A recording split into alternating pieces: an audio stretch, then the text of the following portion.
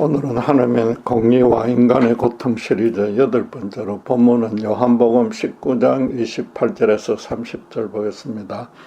요한복음 19장 28절에서 30절 제가 봉독하겠습니다. 그 후에 예수께서 모든 일이 이미 이루어진 줄 아시고 성경을 응하게 하려 하사 이르시되 내가 목마르다 하시니 거기 신 포도주가 가득히 담긴 그릇이 있는지라. 사람들이 신 포도주를 적신 해면을 우슬초에 메어 예수의 입에 대니 예수께서 신 포도주를 받으신 후에 이르시되 다 이루었다 하시고 머리를 숙이니 영혼이 떠나가시니라. 예수님은 공사역 중에 불의와 불법을 자행하면서 세상을 어지럽히는 사악한 인간이나 공동체에 대해서 한 번도 벌 주거나 야단치지 않았습니다. 심지어 십자가에 죽어가면서까지 당신의 대적들을 위해서 기도해 주었습니다. 반면에 제자인 유다와 베드로는 로마를 물리쳐서 이스라엘의 공의를 회복하려 했고, 바울은 율법을 제대로 지키지 않는 예수 믿는 신자들을 유대 사회에서 쫓아내어 종교적 질서를 바로 세우려고 시도했습니다. 특별히 바울은 여호와 하나님이 명하시고 또 구약 성경이 고무 찬양했던 비느하스의 의로운 전통을 따르려 했습니다. 불의에 대한 하나님의 분노에 비견될 만한 그런 열심을 품고서 그분의 뜻에 어긋나는 악을 직접 심판함으로써 그분의 영광과 율법의 순수성을 지키려 했습니다. 오늘날의 어려운 선자들 중에도 세상 공의에 대해서 바울과 비슷한 믿음으로 반응하는 자들이 꽤 있습니다. 구약의 성부 하나님은 죄를 공의로 철저히 심판하시는 분인 반면에 신약의 성자 하나님은 오직 사랑으로 원수까지 용서하고 품어주신다고 단순하게 이해하고 치웁니다. 그래서 권력과 재물을 이용해서 약자를 수탈하고 핍박하는 악인들을 엄격하게 정죄 심판해야 된다고 믿습니다. 그와 동시에 힘이 모자라서 그들에게 제대로 대항하지 못하면서 그 가운데도 의롭게 살려고 노력하는 그런 소시민들을 끝까지 도와주려고 합니다. 요컨대 악인은 성부 하나님처럼 심판하고 의인은 성자 하나님처럼 사랑해야 된다는 겁니다. 그런 사고와 행동은 분명히 의롭긴 하지만은 결과적으로는 아주 중대한 신학적인 오류를 낳게 됩니다. 성부와 성자의 성품과 사역이 서로 다르다는 뜻이 되어버립니다. 비유를 하자면은 성부는 잘못한 아이를 엄하게 벌을 주는 아버지고, 성자는 아버지에게 야단맞은 아이를 뒤로 불러서 사랑으로 품어주는 어머니가 됩니다. 아무리 아빠와 엄마가 둘 다 자식을 진정으로 사랑해서 잘 되길 바라지만은 어쨌든 서로 다른 역할을 맡았고, 또 자식들도 아무래도 아빠보다는 엄마를 더 사랑하게 됩니다. 거기다가 아빠가 가정을 현실적으로 책임지는 걸 아니까 자식이 뭔가 중요한 일을 할 때는 아빠의 도움부터 구합니다. 대신에 자기가 잘못한 일이 있으면 엄마와 먼저 진작에 의논하고 아빠에게 자기를 편들어서 변명해달라고 부탁합니다. 신자들도 자기 소원이나 계획을 이루기 위해서는 성부 하나님께 간절히 기도합니다. 그리고 예수 그리스도의 이름으로 기도를 마치니까 마치 성자가 엄마 역할을 맡아서 아빠인 성부에게 자식을 잘 봐주라고 당부하는 듯한 느낌을 갖습니다.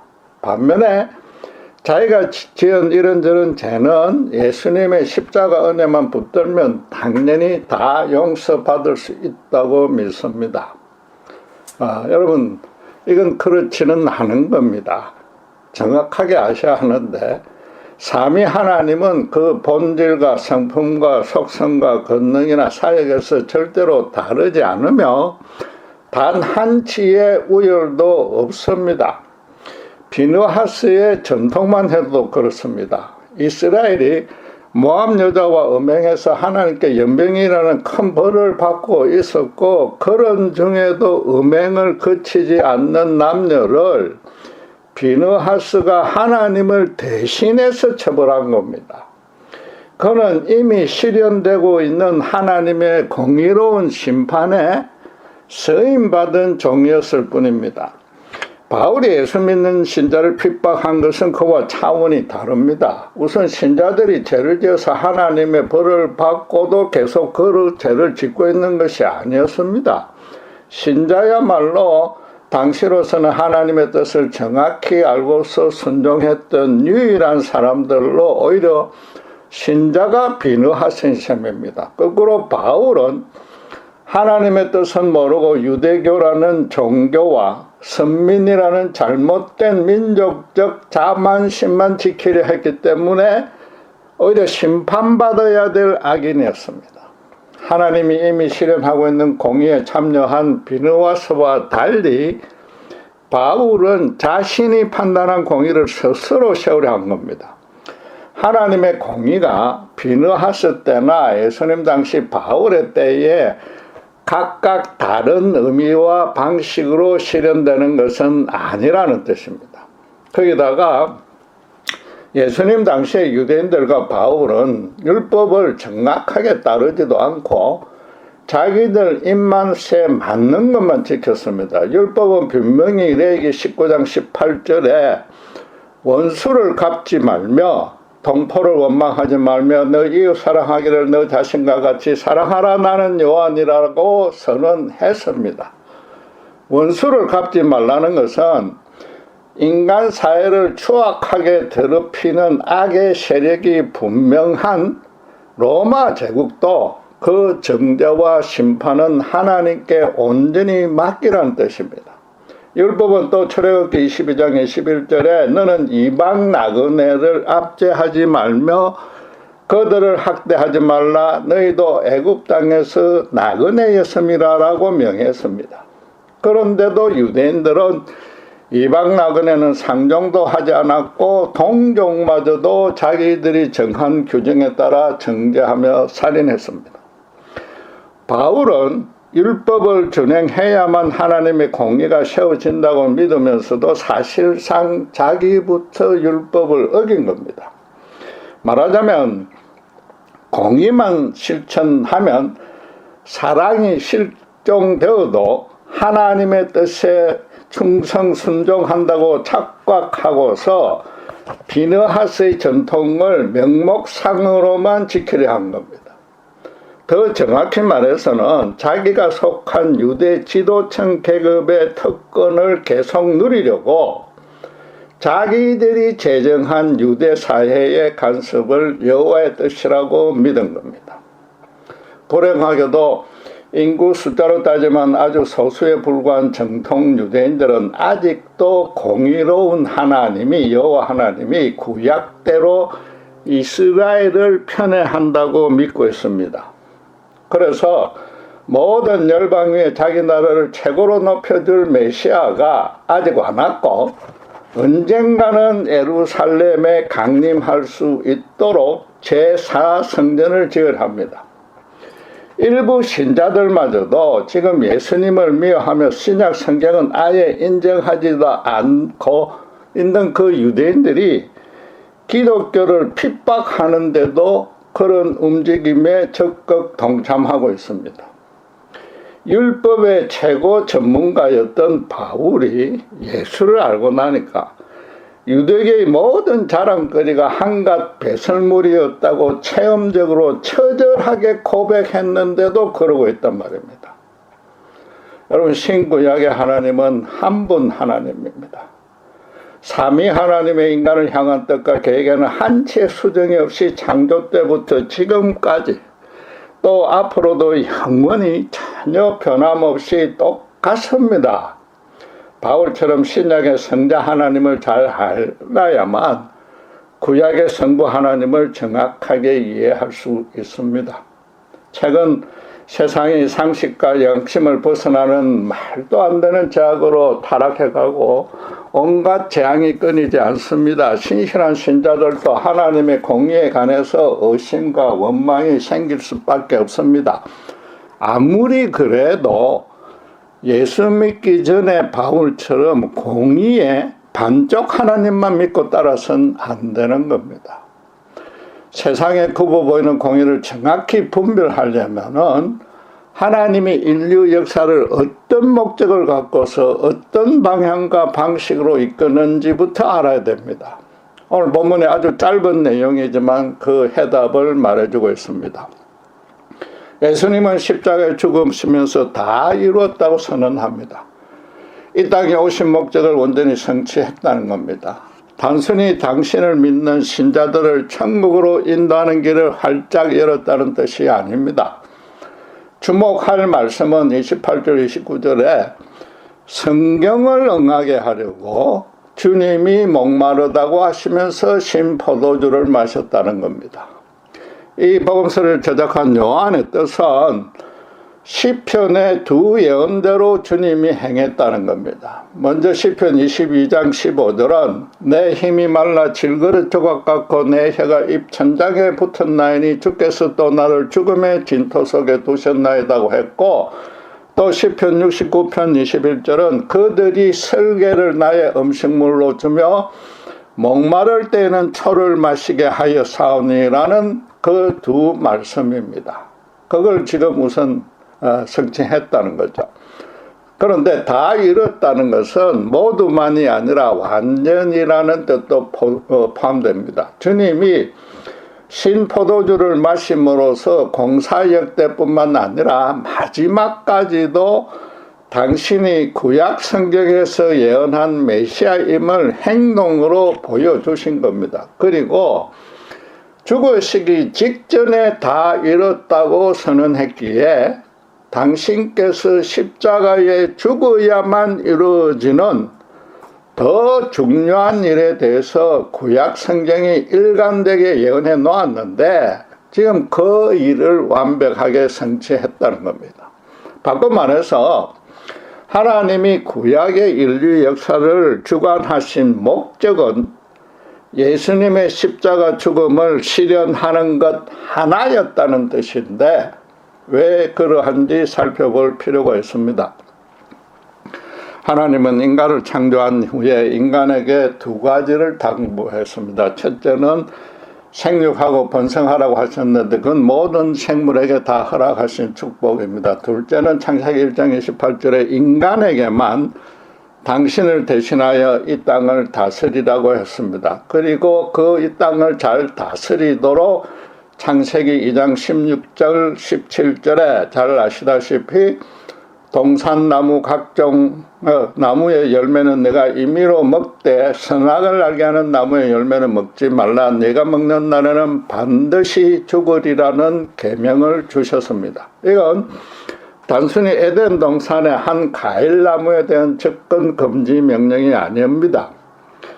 동산의 각종 나무 열매를 임의로 다 먹으라고 했으므로 하나님은 인간에게 이 땅 전부를 온전히 맡겨주신 겁니다. 단 선악과만 먹지 말라고 했는데 그 과일이 상징하는 대로 이 땅의 진짜 주인인 하나님이 따로 계심을 절대로 잊지 말라는 겁니다.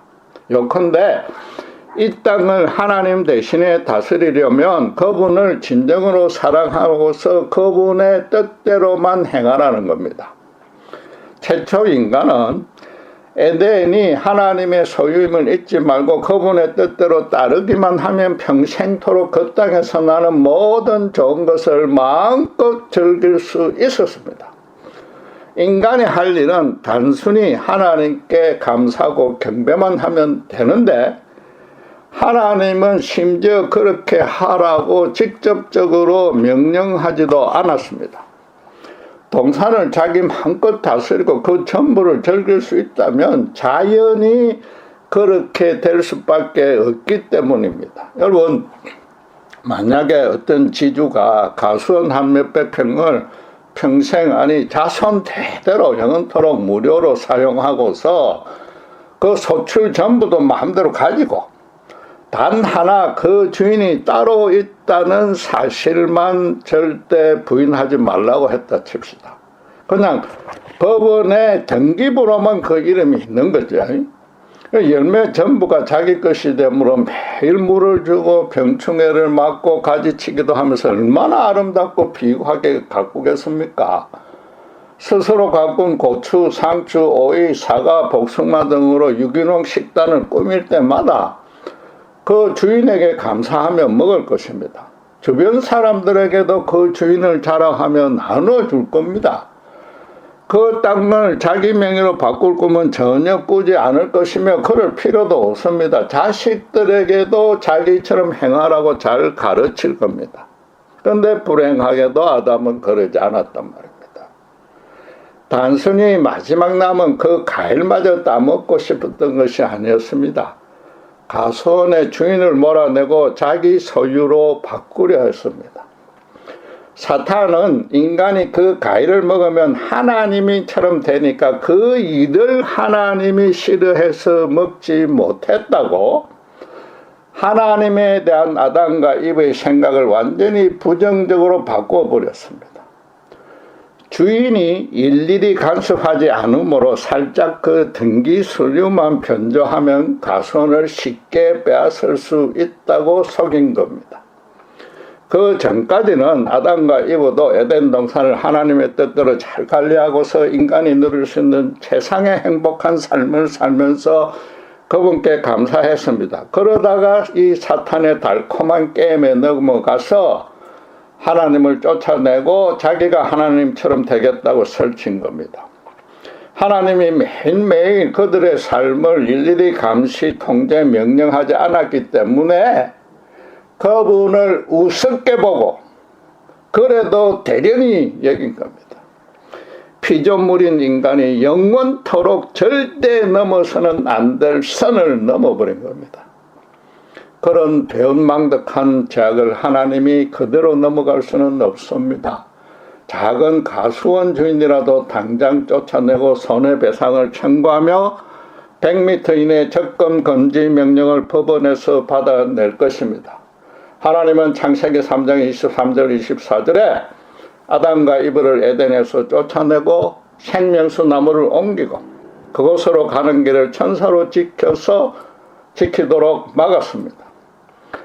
인간은 결국 동산 밖의 척박한 땅에서 이마에 땀이 나야만 생존할 수 있는 비극적인 운명을 자초한 겁니다. 필연적으로 인간끼리 서로 소산을 많이 차지하려고 다투게 됨으로써 인간 사회의 공의가 굳게 된 겁니다. 그런데 하나님은 인간에게 에덴의 평생 무료 사용권을 허락할 때부터 틀림없이 인간이 주인 노릇하려고 반역하리라는 사실을 아셨습니다. 영계에서부터 이사야서 14장 12절 15절 말씀대로 최고의 천사가 당신의 자리를 욕심내길래 지상으로 쫓아내 버렸는데 그 사탄이 원래 그 자기 본성대로 인간을 꼬드겨서 똑같이 당신을 배역하게 이끌 것이라고는 쉽게 예상할 수 있었습니다. 엄밀히 말하면 사탄의 이 타락부터도 하나님의 원대한 큰 그림이었습니다. 하나님이 미리 알고도 사탄을 맞아 죽지 않았고 인간을 아예 당신께 반역하지 못하도록 조치하지 않았다고 원망할 수 없습니다. 그럴 능력이 없어서 그냥 둔 것이 절대 아닙니다. 인간에게서 평생토록 자유의지를 절대로 빼앗지 않고 싶었던 것입니다. 인간이 스스로 기꺼이 당신을 사랑하고 순종하고 감사, 경배하기를 원했던 겁니다. 인간이 짐승과 달리 참 인간답게 살도록 해주고 싶었던 것입니다. 그래서 하나님은 당신을 패해서 도망가기 바빴던 아담을 먼저 찾아와서 짐승을 잡아 죽이고 그 피로 그들의 완악한 죄를 씻어주시고 다시 당신의 자녀로 받아주셨습니다. 말하자면 선악과 검정을 위반해도 당장 육체적인 죽음으로 심판하라는 것은 하나님의 뜻이 아니었습니다. 그보다는 모든 선의 원천인 당신을 거역하면 인간이 스스로 아무리 노력해도 진정한 만족과 기쁨을 절대로 얻지 못한다는 사실을 인간들을 체험적으로 스스로 깨닫게 해 주려는 것이었습니다. 인간이 그런 처절한 실패를 겪어봐야만 진정한 사랑으로 당신과 온전한 인격적 관계를 맺게 될 것이라고 기대했던 겁니다.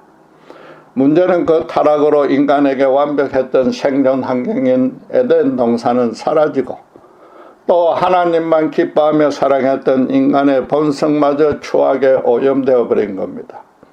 그들의 후손은 태생적으로 당신을 멀리하고 또 그 결과 인간 세상은 죄인끼리 악의 다툼하느라 고난이 그치지 않게 되었습니다. 거기다 하나님은 사탄이 타락한 본성에 찌든 인간들을 계속 미혹하도록 허용했습니다. 사탄과 당신을 비교해 보면 누가 선이며 누가 진정으로 인간을 이해하는 은혜로운 존재인지 인간들을 쉽게 확인할 수 있게 하려는 뜻이었습니다.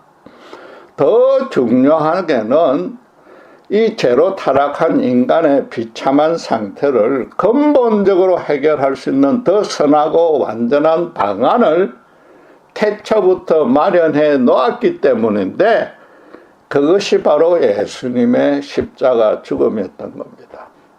하나님은 아담과 이브를 용서해 주면서 창세기 3장 15절에 이런 약속을 했습니다. 내가 너로 여자의 원수가 되게 하고, 이건 사탄에게 내리는 저주입니다.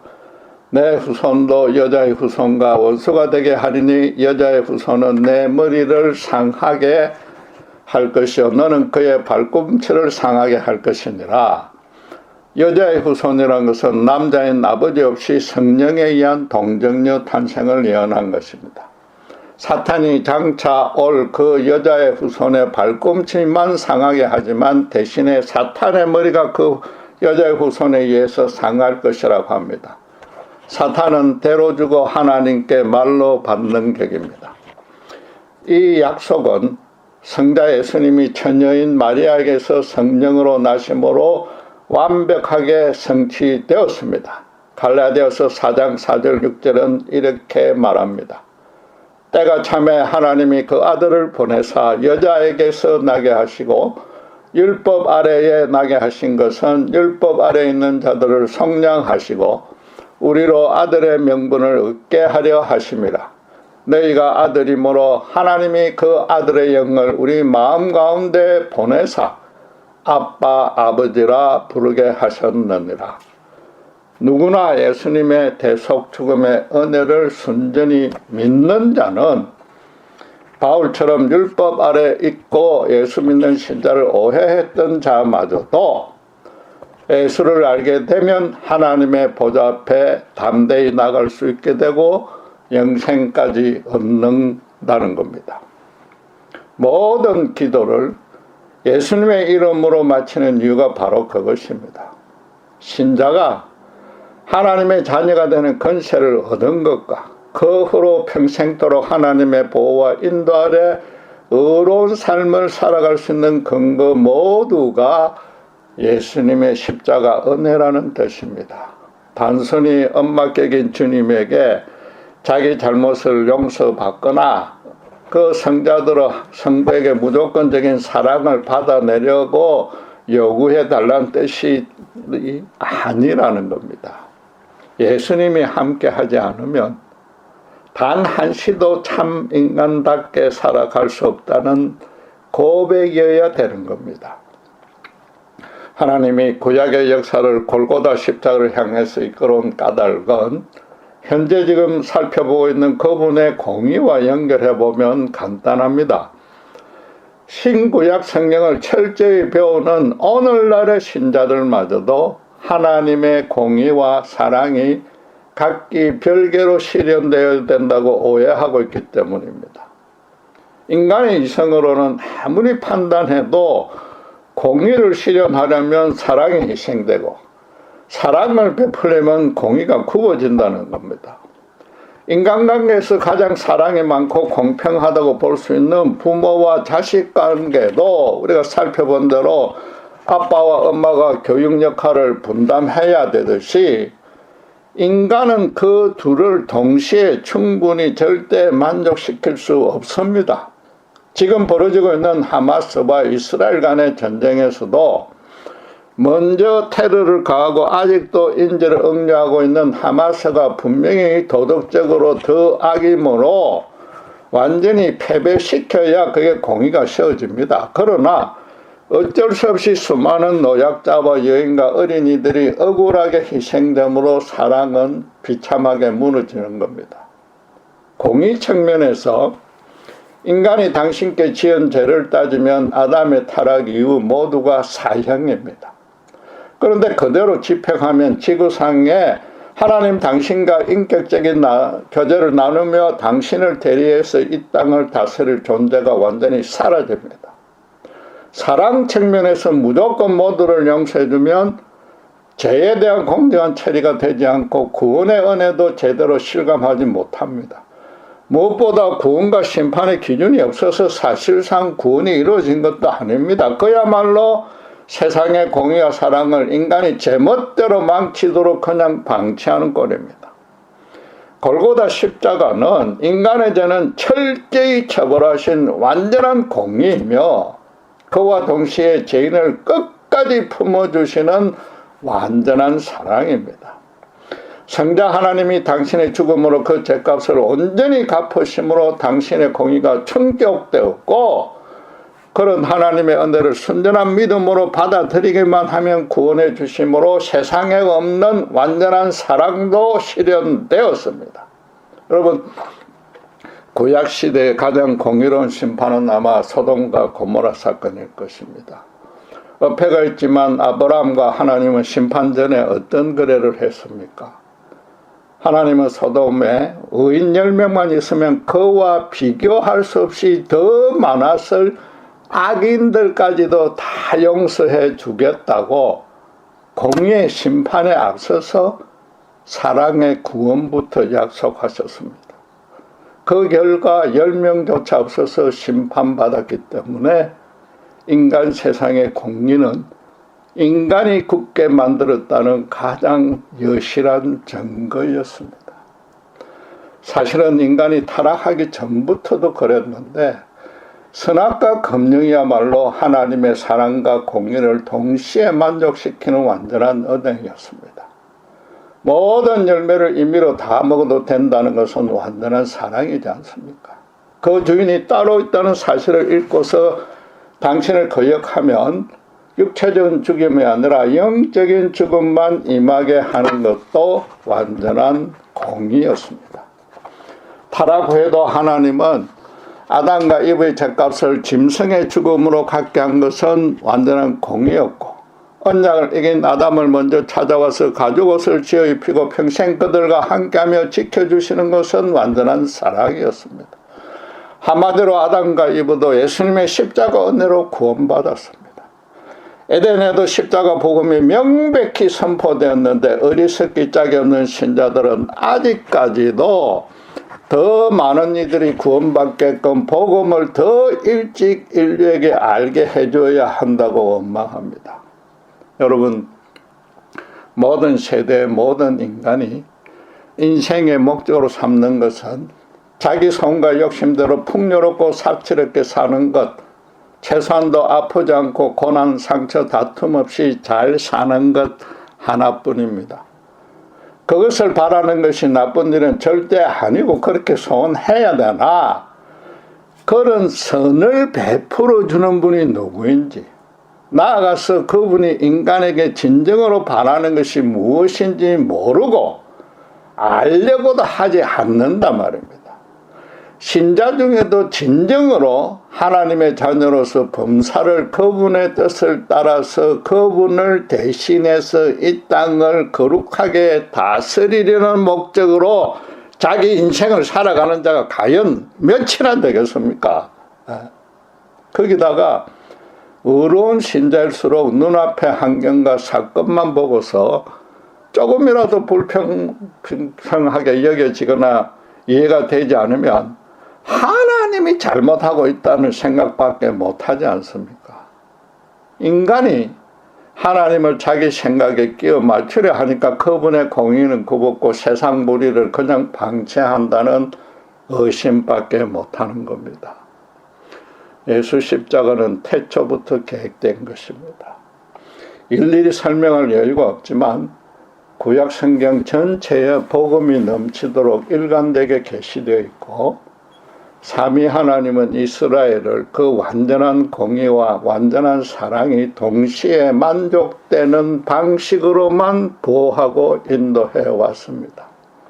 복음이 겨우 2000년 전에 인간을 그냥 둬서는 안 되겠다 싶어서 부랴부랴 삼위 하나님이 긴급 회의를 해서 결정한 소 잃고 예양간 고치는 식의 임시 방식이 절대 아닙니다. 태초부터 종말까지 예수님이 역사의 주인공입니다. 인간의 눈에는 세상에 굽어진 공의를 하나님이 방치하는 것처럼 보여도 그런 적은 단 한 번도 없었고 앞으로도 그럴 것입니다. 마지막으로 강조하고 싶은 사항 하나는 예수님이 십자가에서 다 이루었다는 말씀이 엄청난 의미를 지녔다는 것입니다. 여자의 후손으로 와서 사탄의 머리를 상하게 할 것이라는 창조의 경륜을 다 이뤘다는 것은 신자라면 누구나 다 압니다. 그것보다는 다 이뤘으므로 하나님으로서는 추가로 더 이루실 것이 전혀 없다는 사실에 주목해야 한단 말입니다. 하나님 당신께서 완전히 발가벗겨져서 머리에 가시 명륜을 쓰고 온 피를 땅에 쏟으며 십자가에 죽었었습니다. 이보다 더한 수치나 비웃음이나 낮춤이나 겸손이나 긍휼이나 안타까움이나 인간을 향한 열심은 없습니다. 인자로 오신 예수님만의 완전한 공의와 사랑을 그분이 십자가에서 다 이루셨고 그 은혜 안에 들어온 신자에게는 영원토록 그런 공의와 인자와 사랑으로 함께 해 주십니다. 그래서 바울처럼 예수를 아는 지식으로 충분하니까 그 외에 모든 것을 배설물로 완전히 내버렸다는 고백이 신자들이 기도할 때 주님의 이름으로 기도한다는 그 말씀의 뜻이어야 된단 말입니다. 주님의 법문에 다 이뤘다는 선언을 쉽게 바꾸면 하나님이 이렇게까지 했는데도 인간이 회개하지 않으면 더 이상 다른 방안은 없다는 겁니다. 당신께서 재림하실 때까지는 삼위 하나님이 인류 역사에 적극적 능동적으로 개입해서 이룰 일이 없습니다. 단 하나 사탄이 본색을 드러내며 최고조의 악을 실현하지 못하도록 성령님이 막아주는 그 일을 빼고는 그렇습니다. 예수님은 그런 재림에 관해서 공사역 중에 포도원 주인과 아들의 비유로 제자들에게 누가복음 20장에서 정확히 가르쳤습니다. 주인이 포도원을 농부에게 맡기고 멀리 철타하고서 그 소출을 받으려고 종들을 보냈으나 농부는 그 종들을 다 죽여버렸습니다. 하나님은 아담에게 주신 약속대로 인류 역사를 이끌 것이므로 당신을 순전히 믿고 따르며 살라고 명했습니다. 그러나 당신의 택한 백성 이스라엘마저도 율법을 거역하고 우상 숭배의 제약에 빠지자 당신의 종들을 보내어 선지자들을 보내어 회개를 촉구해서는 오히려 그들을 다 죽였습니다. 마지막으로 주인이 아들을 보내서나 오히려 아들을 죽이고 가손을 차지해버렸습니다. 예수님이 십자가에 죽으신 이후로도 모든 인간이 하나님의 뜻대로 살고 있지 않다는 것입니다. 주님은 그 비유를 주인이 나중에 와서 농부들을 진멸할 일만 남았다고 결론을 내렸습니다. 예수님의 십자가 죽음 이후 재림까지 이 가수원의 주인이 하실 일이 따로 없다는 뜻입니다. 주님이 재림하여 심판을 완성하는 일만 남았고 주님의 초림 이후로도 인간 세상의 공의가 굽은 것은 구약시대에 마찬가지로 순전히 인간의 책임이란 뜻입니다. 하나님의 참된 공의는 창조부터 종말까지 당신의 원수까지도 당신의 사랑으로 품어주는 방식 하나로만 세우십니다. 공의만 실현하려면 사랑이 희생되나 완전한 아가페 사랑은 궁극적으로 공의까지 완벽하게 실현할 수 있는 유일한 길입니다. 인간사회의 공의를 세울 책임은 아무래도 정치가를 비롯한 지도자들에게 있습니다. 그러나 바울에 의해서 보듯이 죄에 찌든 인간이 근본적으로 예수의 사람으로 바뀌지 않는 한 모든 방도가 허사일 뿐입니다.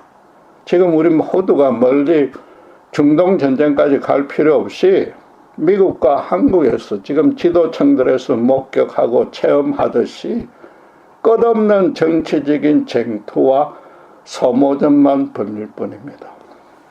예수님은 당장이라도 로마 제국을 무너뜨릴 수 있었습니다. 지금도 러시아, 중공, 북한 강렬한 불법 테러 집단 나아가서 세상의 죄인들 다 죽일 수 있습니다. 그러지 않는 것은 에덴 동산에서 보듯이 인간은 외부 환경이 풍족해진다고 절대 거룩해지지 않기 때문입니다.